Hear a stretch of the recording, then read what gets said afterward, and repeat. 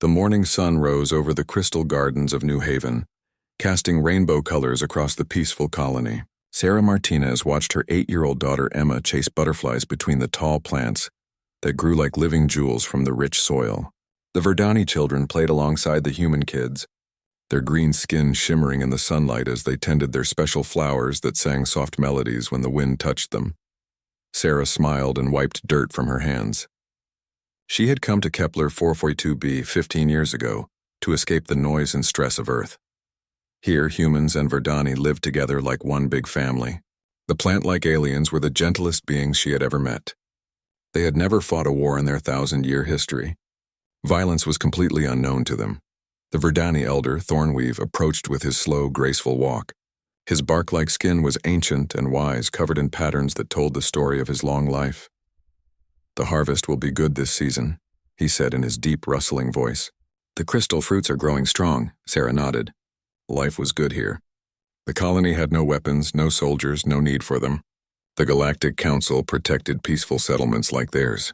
What could go wrong? That afternoon, everything changed. The sky suddenly went dark.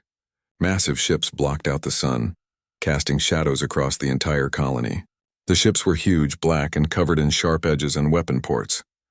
Children stopped playing and looked up in fear. Sarah grabbed Emma's hand and pulled her close. "What are those?" Emma whispered. Before Sarah could answer, a booming voice echoed across the colony. The translation devices picked up the alien language and converted it to words everyone could understand. "This is Commander Scarth of the Korthak hegemony. You will surrender immediately. Your colony now belongs to us." Dr. William Chen, the colony administrator, was a gentle old man who had never hurt anyone in his 70 years. He activated the communications array and spoke with a shaking voice. "Please, we are just farmers. We have no military. We grow food and tend gardens. We are not a threat to anyone." The response came quickly. "You will provide tribute. Food, materials, and workers. You have 1 hour to comply." Dr. Chen tried again. "We don't have much. Most of what we grow we need to survive, but we can share what we can spare. Please, we have children here." The alien voice turned cold. 1 hour. Dr. Chen called an emergency meeting. The human and Verdani leaders gathered in the small town hall. Everyone was scared, but they tried to stay calm. "What do they want from us?" asked Maria Santos, who ran the school. "Everything," Dr. Chen replied. "Food, raw materials, people to work for them." Thornweave spoke slowly. "We have never faced such a thing. The Verdani do not understand violence. What should we do?" "We give them what we can and hope they leave us alone," Dr. Chen said. "What choice do we have?" But when the hour was up, the Korthak had different plans. "Your response is too slow," Commander Scarth announced. "We will make an example of you. Other colonies will learn to obey quickly." The first energy blast hit the school. Maria Santos was inside, trying to move the children to safety. The building vanished in a flash of light and heat. 23 children and 4 teachers died instantly. Sarah screamed and held Emma tight. All around them, more blasts rained down from the sky. The crystal gardens exploded in showers of rainbow light. Verdani families who had lived for centuries were vaporized in seconds. "Run!" Dr. Chen shouted over the noise. "Everyone run to the caves!" But there was nowhere to hide. The Korthak ships fired at everything that moved. Families running for safety were cut down. Verdani elders who had never known fear died trying to protect their young ones. Sarah ran with Emma through the burning remains of their peaceful home. Bodies lay everywhere. The beautiful singing plants were now silent and black. The rainbow crystals were melted puddles of glass. They reached a small communication bunker that Dr. Chen had built years ago, but never thought they would need. Inside, the old man was trying to send a message to Earth and the Galactic Council. "Please," he spoke into the transmitter with tears in his eyes. "This is New Haven Colony on Kepler 442b. We are under attack. The Korthak are killing everyone.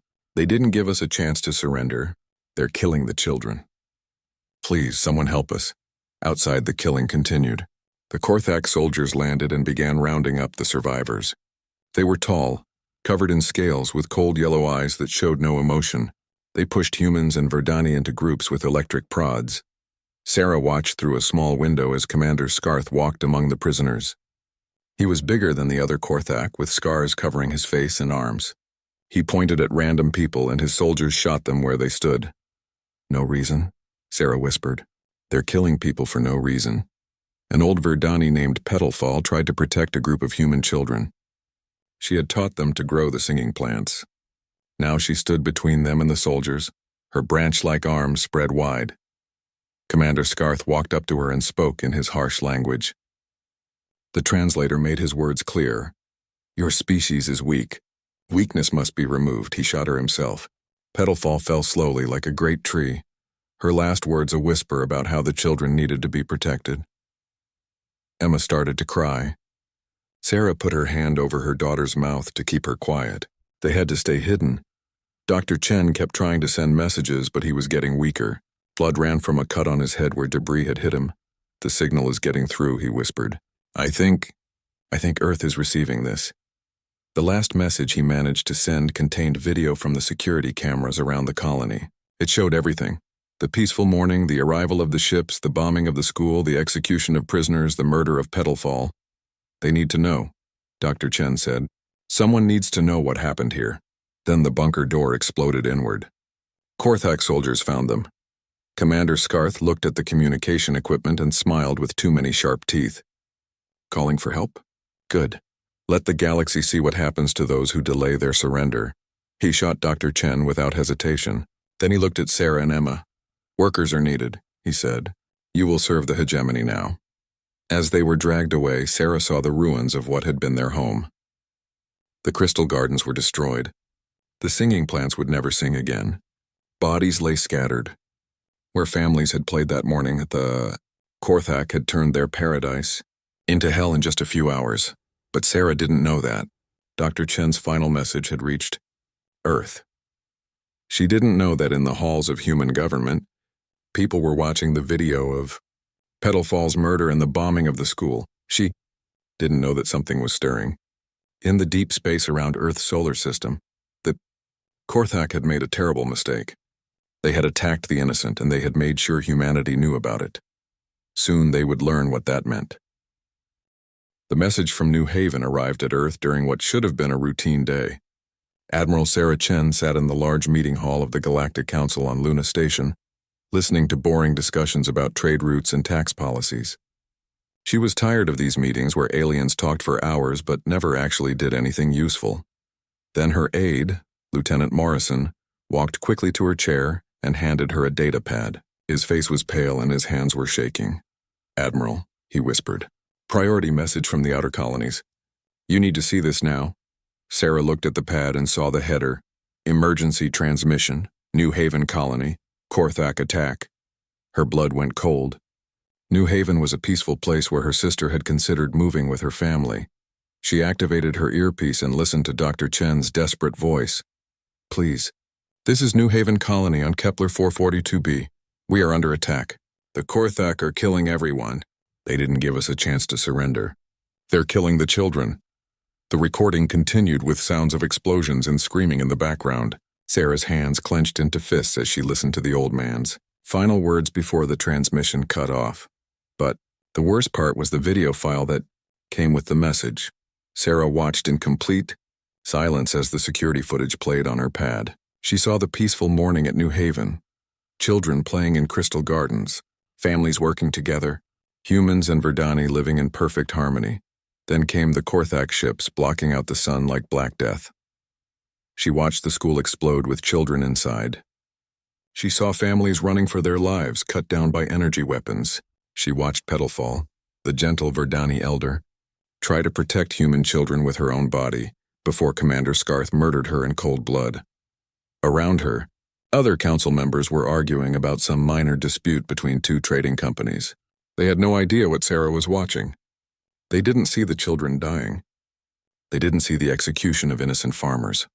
The Zalonian ambassador was complaining about shipping delays. The Corvani representative was worried about fuel costs. None of them cared that thousands of peaceful beings had been murdered just hours ago. Sarah stood up slowly. Her chair made a small noise as it moved back.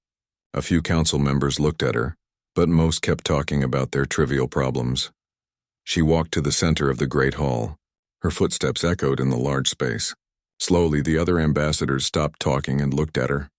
Admiral Chen, said the council president, a tall blue alien with too many arms. Do you have something to add to our discussion about the Corvani fuel situation? Sarah said nothing.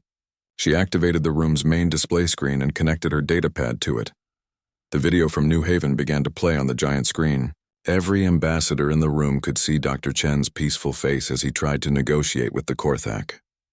They could hear his gentle words about being just farmers with children. Then they saw the first explosion. The room went completely quiet. All the ambassadors watched as the school disappeared in a flash of light. They saw children running and dying. They watched Commander Scarth execute prisoners for no reason other than to make an example. When Petalfall was murdered while trying to protect the human children, several ambassadors made sounds of horror. Some covered their eyes.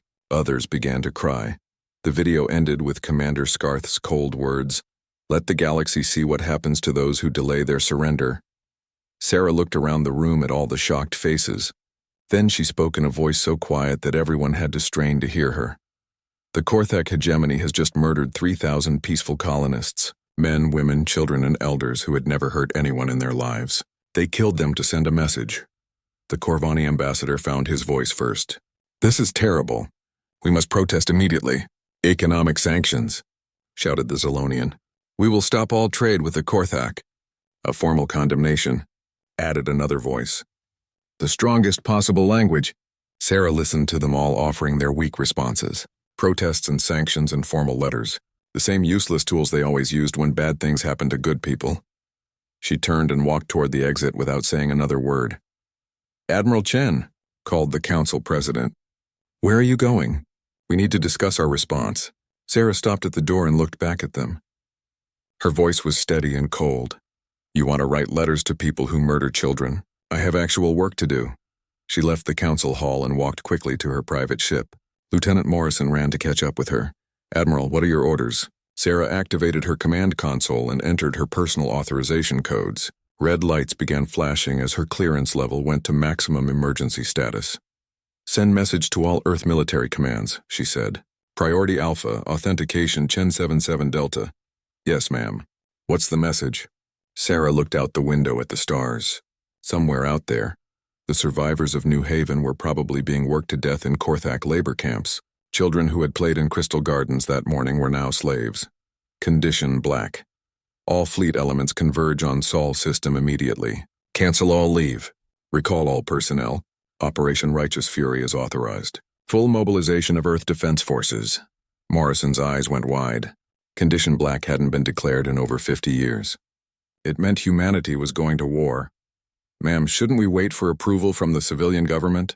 "I have the approval I need," Sarah said, thinking of the video of dead children. "Send the message." Within minutes, the message was racing across space at faster than light speeds, reaching every human military base and ship in 100 star systems. On Mars Naval Base, Admiral Jackson read the message and immediately began calling his ship captains. "All vessels prepare for immediate departure. Combat loadout. This is not a drill." At Titan Military Academy, instructors stopped their classes and began preparing the advanced students for early graduation. If Earth was calling Condition Black, they would need every trained person they could get. In the asteroid mining fields, Captain Torres received the message on his ship, the UES Retribution. He had been conducting routine patrols, but now he ordered his crew to set course for Earth at maximum speed. "What's happening, Captain?" asked his second officer. Torres showed him the footage from New Haven. The younger officer watched in silence as the peaceful colony was destroyed. "Now, I understand," the officer said quietly. Across human space, the same scene played out hundreds of times. Ship captains and base commanders watched the video from New Haven. They saw the murdered children and the executed elders. They saw Commander Scarth's cold smile as he killed Petalfall, and they all had the same reaction. Humanity was going to respond, and it would not be with protests or sanctions. Meanwhile, Korthak intelligence officers intercepted fragments of human military communications. They recorded the sudden increase in radio traffic and fleet movements, but they didn't understand what they were seeing.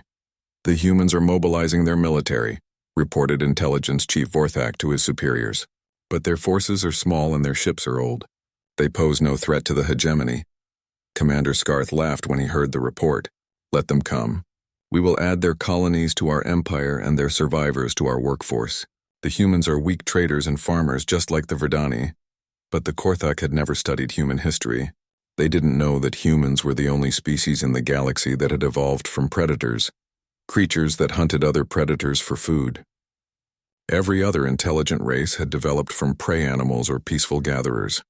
The Korthak thought of themselves as the galaxy's apex predators. They were wrong. On Earth, Admiral Chen stood in the command center of fleet headquarters, watching status reports flood in. Ship after ship was changing course, heading home to Earth. Some were warships, but many were converted cargo vessels, corporate security ships, and even privately owned craft whose captains had volunteered to fight. Estimated time to full fleet assembly? She asked. 72 hours, ma'am. Every ship that can fight is coming home. Sarah nodded and looked at the tactical display showing human space. Soon, all those scattered ships would be together in one massive fleet. Not since the early colony wars had humanity gathered its full military might in one place. And after we're assembled? Course plotted for Korthak, Space Admiral. The fleet will be ready for whatever you order.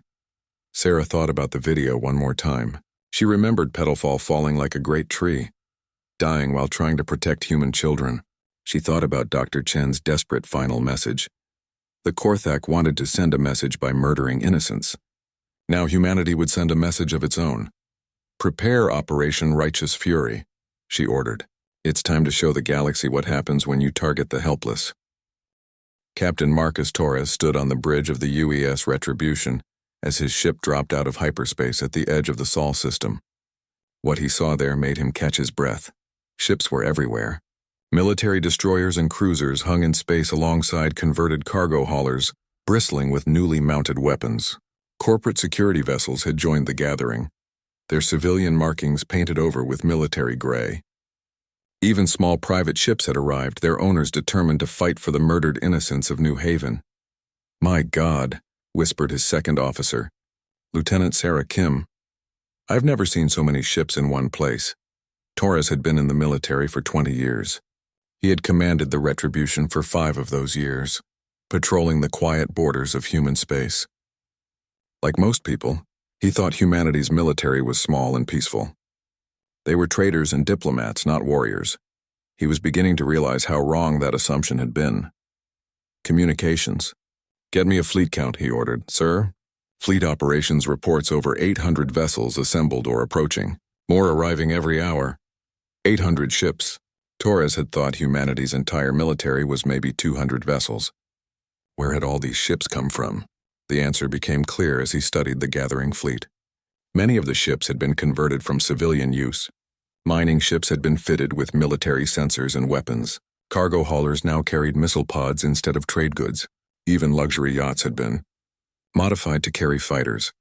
Every human who could pilot a ship or fire a weapon had come to Sol when they heard about New Haven. They had seen the video of Commander Scarth murdering Petalfall and the children. They had decided that some things were more important than staying safe at home. "Captain," called his communications officer, "we're receiving fleet coordination data and tactical assignments. Admiral Chen wants us to report to Battle Group 7. Torres nodded and guided his ship toward the assigned position. As they moved through the massive fleet, he could see crews working frantically to prepare for battle. Weapons were being loaded, armor was being reinforced, and fighters were being armed. On one converted cargo ship, he could see through the transparent aluminum viewports where civilian volunteers were painting nose art on fighter planes. The image showed a human child holding hands with a Verdani youngling under the words "For New Haven." These weren't professional soldiers getting ready for just another battle. These were citizens who had seen evil and decided to stop it. The Retribution took its place in the formation alongside other destroyers. Torres recognized most of the ships. They had served together on patrol missions and training exercises. But there were also ships he had never seen before, vessels that must have been pulled from deep space assignments or hidden naval reserves. A priority message appeared on his command screen. It was from Admiral Chen herself, being broadcast to every ship in the fleet. Officers and crew of the Human Defense Fleet. Her voice echoed through every ship. "You have seen the footage from New Haven. You know why we are here." Torres thought about the video that had reached Earth 3 days ago. He had watched it 17 times, studying every detail. Each viewing had made him angrier. The Korthak believe they can murder innocents to make a point, Admiral Chen continued. They think we will respond like the other species, with protests and sanctions and diplomatic complaints. They are wrong. On the main tactical display, Torres could see the fleet's formation. It was unlike anything he had studied in military school. Most space battles were fought in simple formations, line of battle or basic defensive spheres. But this formation was complex, with ships arranged in multiple layers and groups that could separate and come together like pack hunters. We are not here to conquer territory or steal resources, the Admiral's voice continued. We are here to ensure that beings like Commander Scarth can never again target the helpless. We are here to show the galaxy that some lines must never be crossed. Lieutenant Kim was studying her sensor readings. Captain, I'm detecting some unusual energy signatures from the fleet. Some of these ships have technology I don't recognize. Torres looked at his own displays and saw what she meant.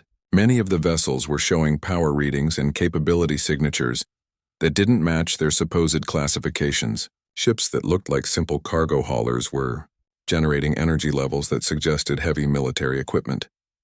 Don't think our military is as small as everyone believes, he said quietly. The truth was starting to become clear.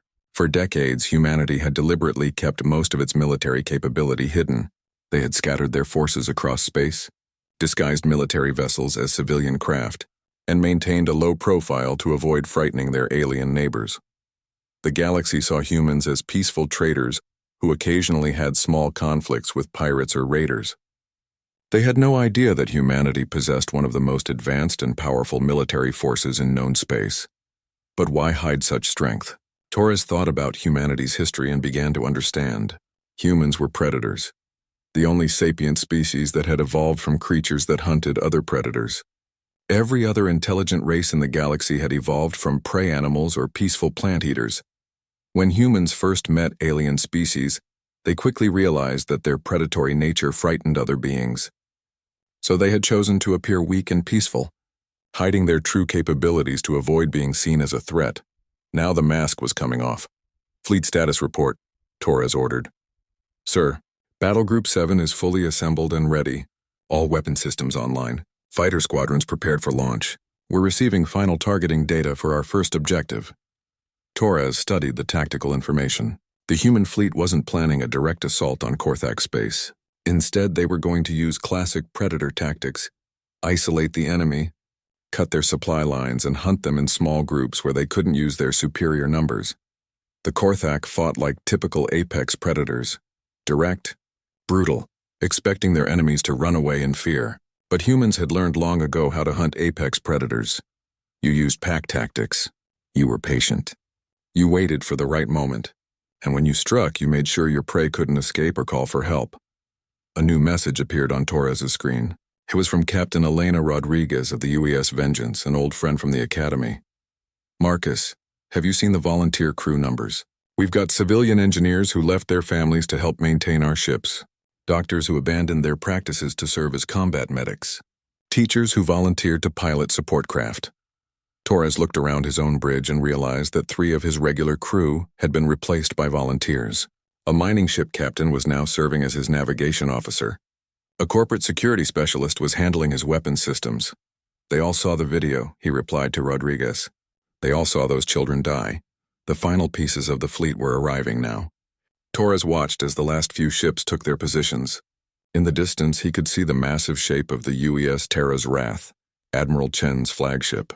It was one of humanity's newest and most powerful ships, though like everything else in the human military, its true capabilities had been kept secret. All ships. Admiral Chen's voice came over the communication system one final time. We have our targets. We have our mission. The Korthak chose to make war on farmers and children.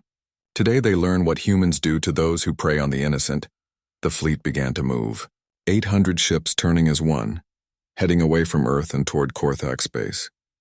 Torres felt his ship's engines engage and watched as the stars began to move past his viewports. Behind them, Earth grew smaller. Ahead lay enemy territory and the strongest military force in the galaxy. The Korthak had millions of soldiers and thousands of ships. They controlled dozens of star systems and had never lost a war. But they had never fought humans before. As the fleet entered hyperspace, Torres thought about the children of New Haven who would never play in Crystal Gardens again. He thought about Petalfall, dying while trying to protect them.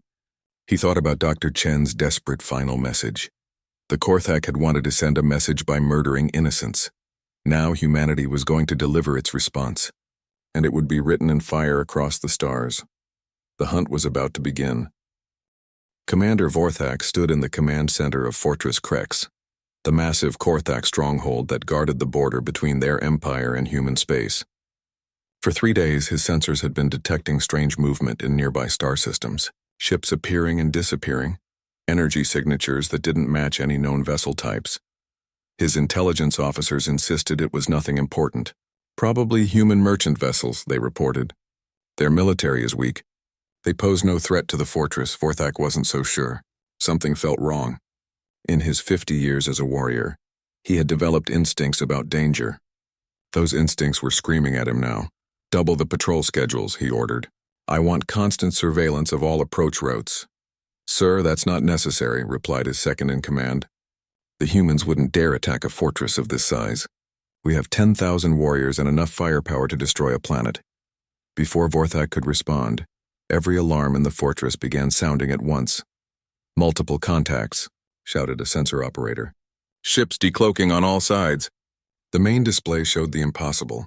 Human ships were materializing out of empty space in 6 different directions, surrounding the fortress completely. They must have been hiding using some kind of stealth technology the Korthak had never encountered before. "How many ships?" Vorthak demanded. 67 vessels and counting, sir. They're still appearing." Vorthak stared at the display in shock.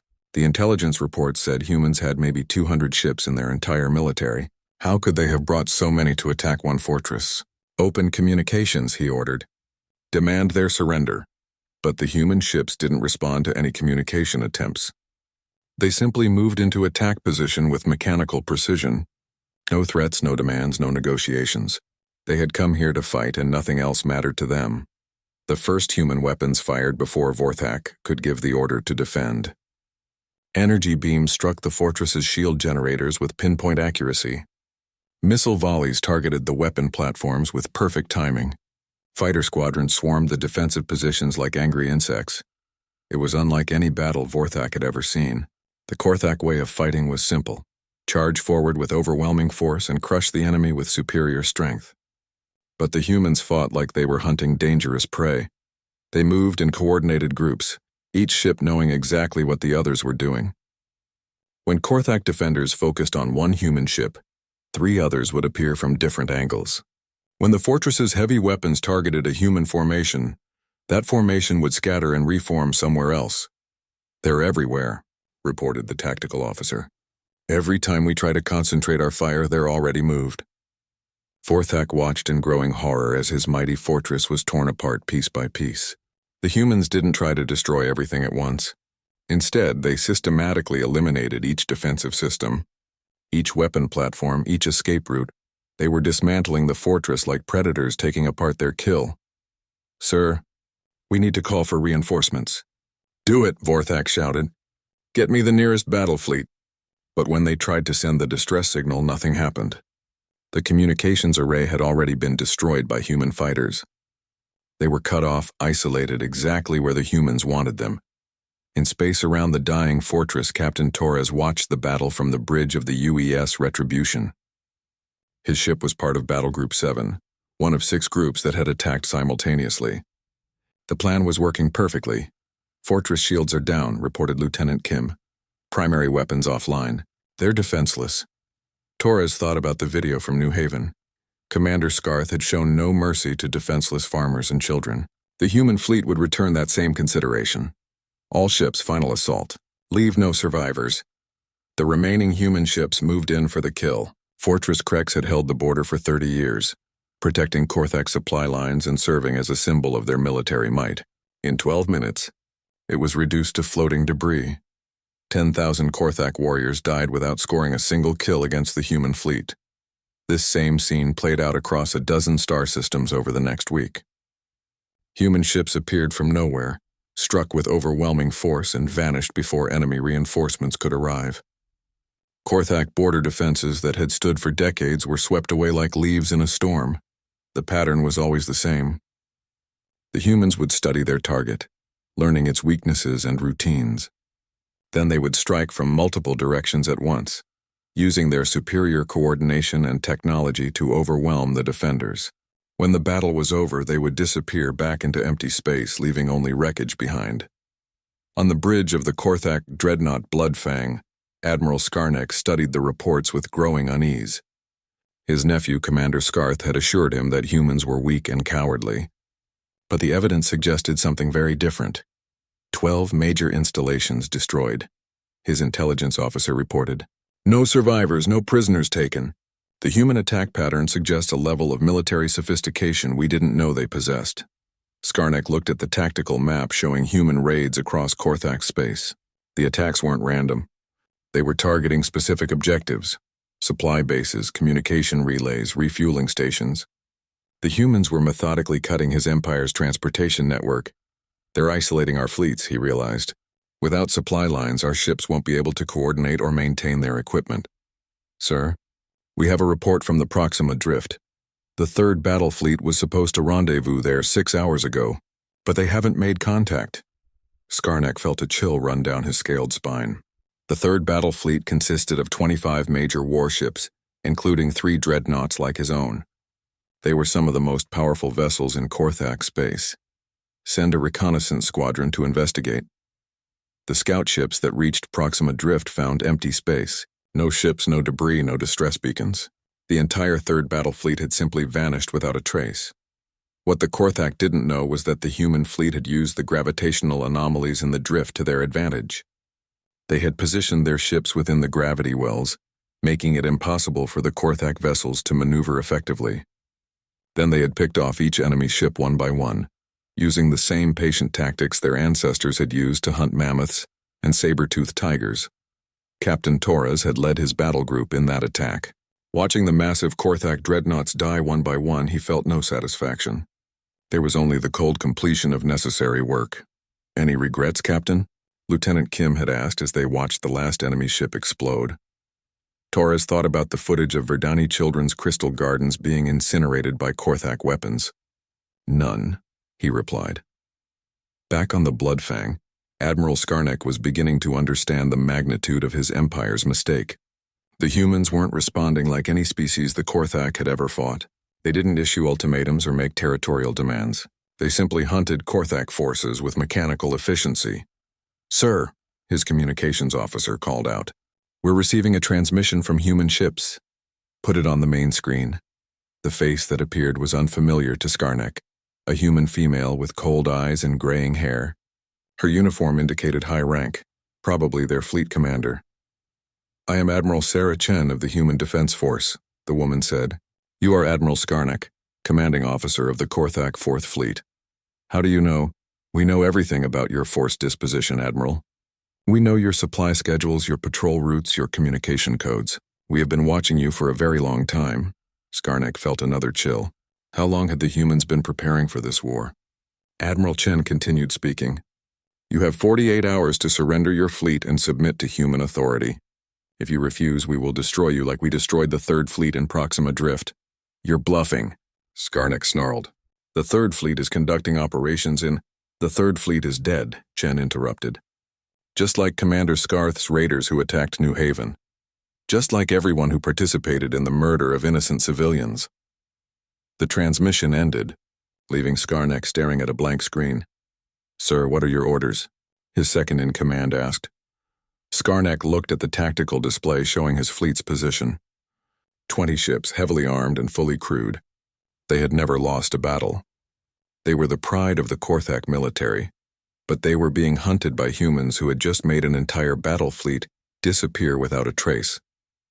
For the first time in his military career, Admiral Skarnek was afraid. Set course for Korthak Prime, he ordered. Maximum speed. Sir, we're retreating? Skarnek thought about the empty space where the 3rd Fleet should have been. He thought about the human admiral's cold eyes and emotionless voice. We're not retreating, he said quietly.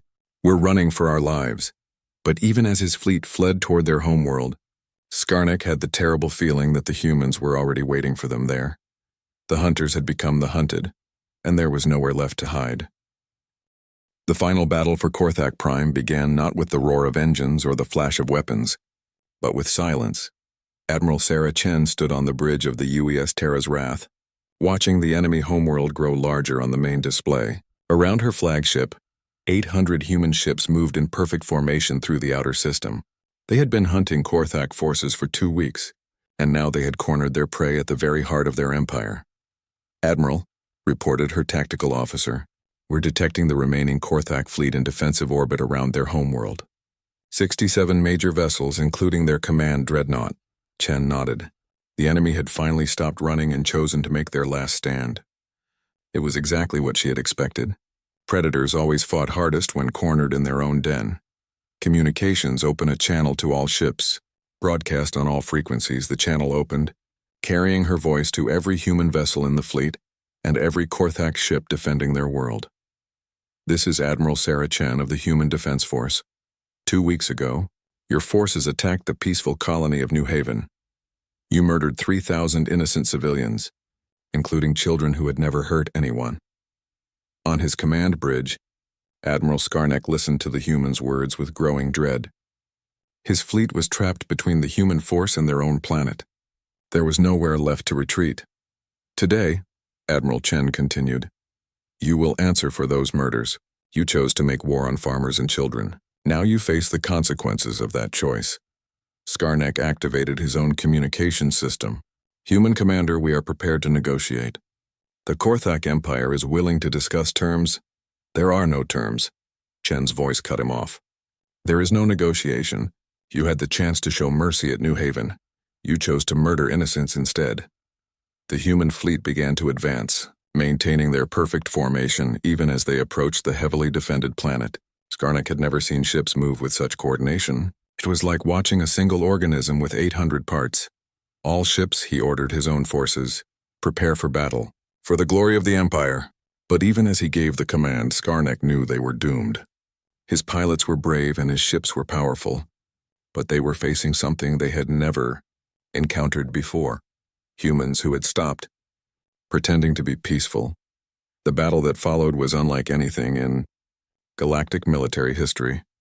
The Korthak fought with desperate courage, throwing everything they had at the advancing human fleet. Their massive dreadnoughts fired continuous volleys of plasma and particle beams. Their fighter squadrons swarmed the human formations in suicidal attacks. But the humans fought like their ancient ancestors hunting mammoth herds on Earth's frozen plains. They moved as a pack, each ship covering the others, each attack coordinated perfectly with the whole.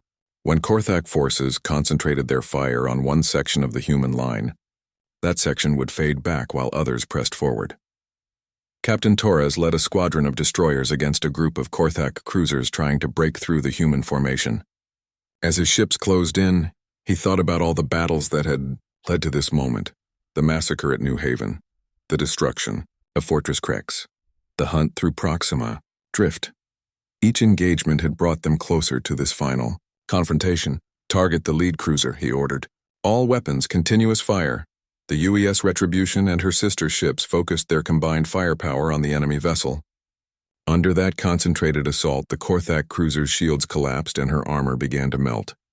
Within minutes, she was a drifting hulk. "Next target," Torres said quietly. Across the battle zone, similar scenes played out as human ships systematically destroyed their opponents. The Korthak fought bravely, but courage alone couldn't overcome the humans' superior tactics and coordination. On the Bloodfang, Admiral Skarnek watched his fleet die around him. Ship after ship disappeared from his tactical display as human weapons found their marks, his communication channels filled with desperate calls for help from vessels that were already burning. "Sir, we've lost 60% of the fleet," his tactical officer reported. "The humans are closing in on our position."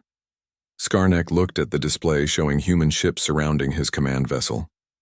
They could have destroyed the Bloodfang easily, but they were holding back. They wanted him alive. "Open a channel to the human flagship," he ordered. Admiral Chen's face appeared on his screen, her expression cold and emotionless. "I surrender," Skarnek said. "The Korthak Empire surrenders unconditionally. Please show mercy to my remaining crews." Chen studied him for a long moment before speaking. "You surrendered too late, Admiral. The time for mercy was at New Haven. When Dr. Chen begged you to spare the children, you chose a different path. But we surrender now. Surely that means something. It means you've learned to fear humans, Chen replied. That's progress. But it doesn't bring back the people you murdered. The human fleet continued its advance on the planet below. Korthak orbital defense platforms opened fire, filling space with energy beams and missile trails. But their attacks were poorly coordinated. Each station fighting independently instead of working together. The humans responded with precision strikes that disabled each platform's weapons, while leaving the crew sections intact. It was surgical warfare, deadly but controlled.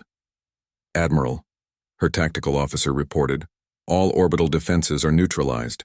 The planet is defenseless. Chen activated the fleet-wide communication system.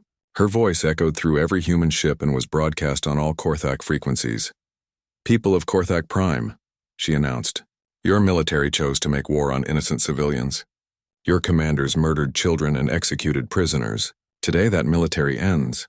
The bombardment that followed was precise and devastating. Human ships targeted every military installation on the planet's surface. Weapons factories, training bases, naval shipyards, command centers, all were reduced to molten craters by carefully aimed energy beams. But the civilian cities remained untouched. Schools, hospitals, residential areas, and commercial districts were left completely unharmed. The humans were showing the restraint that the Korthak had refused to show at New Haven. Captain Torres watched from his bridge as military targets burned on the planet below. Each explosion represented another piece of the Korthak war machine being eliminated forever. Any regrets now, Captain? Lieutenant Kim asked. Torres thought about Petalfall, the gentle Verdani elder who had died trying to protect human children. He thought about Dr. Chen's desperate final message. He thought about the crystal gardens that would never sing again. None, he said. When the bombardment ended, Admiral Chen opened one final communication channel to the entire Korthak system. The Korthak military that murdered innocents at New Haven no longer exists, she announced.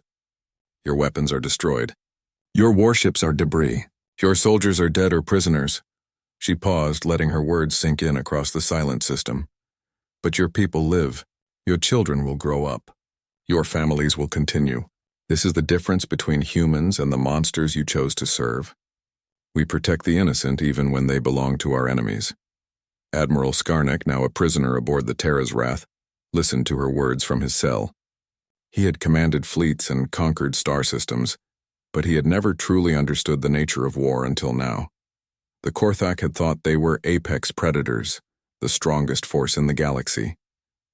They had believed that superior firepower and ruthless tactics made them unbeatable. They had been wrong. Humans were the real predators, patient, coordinated, and utterly without mercy for those who threatened the innocent.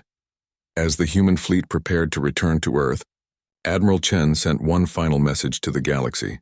It was broadcast on all communication frequencies, ensuring that every species would hear it. Let this be remembered, her voice echoed across the stars. Humanity protects the innocent. We will travel any distance and face any enemy to defend those who cannot defend themselves. The strong who prey upon the weak do so at their own risk. The message was accompanied by footage from the battle. Korthak military installations burning while civilian areas remained untouched. It showed human Marines providing medical aid to enemy wounded, and human engineers helping repair civilian infrastructure damaged in the fighting. The galaxy watched and learned. The peaceful traders and diplomats had revealed their true nature. They were guardians, and they would enforce their protection with overwhelming force when necessary. On New Haven, in the ruins of the Crystal Gardens, a memorial was built for those who had died. Human and Verdani worked together to raise crystalline spires that reached toward the stars, singing soft melodies when the wind touched them. The inscription at the base of the memorial was simple. They targeted the helpless. Earth's fleet arrived without pity. May the innocent always find such guardians among the stars. And in the deep space around human colonies, patrol ships maintained their quiet vigil, waiting for the next cry for help from somewhere in the darkness. The galaxy was a safer place now, knowing that humanity was watching. The strong now thought twice before threatening the weak, and the innocent slept more peacefully under the protection of Earth's distant fleet.